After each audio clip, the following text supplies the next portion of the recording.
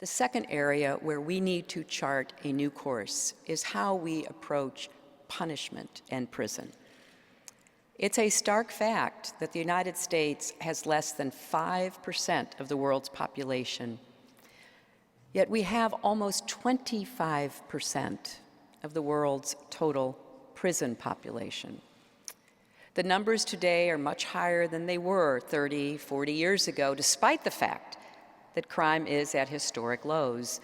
Of the more than 2 million Americans incarcerated today, a significant percentage are low-level offenders, people held for violating parole or minor drug crimes, or who are simply awaiting trial in backlogged courts.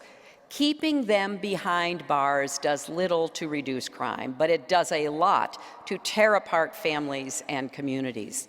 1 in every 28 children in our country now has a parent in prison. Think about what that means for those children.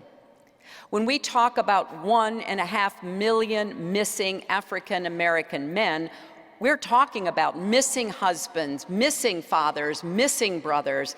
They're not there to look after their children or to bring home a paycheck, and the consequences are profound. Without the mass incarceration that we currently practice, millions fewer people would be living in poverty. And it's not just families trying to stay afloat with one parent behind bars.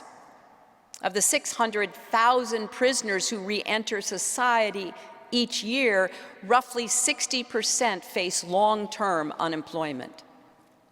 And for all this, taxpayers are paying about $80 billion a year to keep so many people in prison.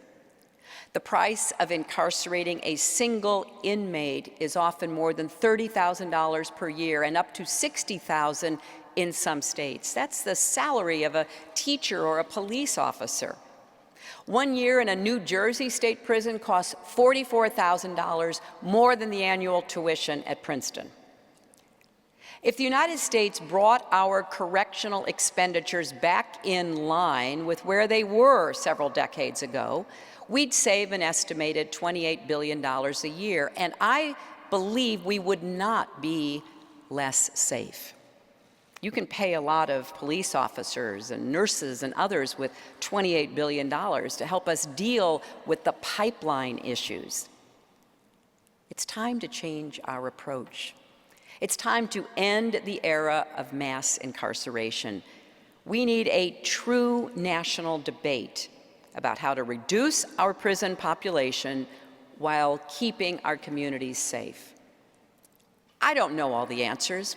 That's why I'm here, to ask all the smart people at Columbia and in New York to start thinking this through with me. I know we should work together to pursue alternative punishments for low-level offenders.